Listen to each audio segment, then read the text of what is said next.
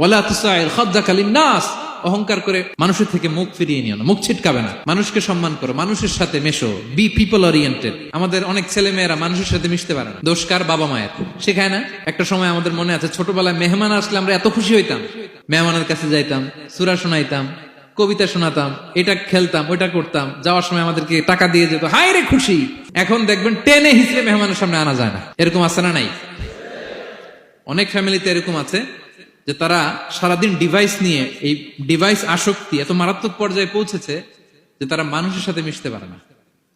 এই পাবলিক ওরিয়েন্টেশনটা অনেকের নাই, পিপল ওরিয়েন্টেশন নাই।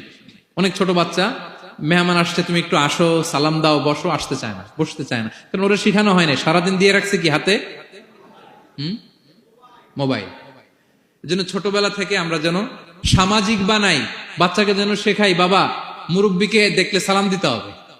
কি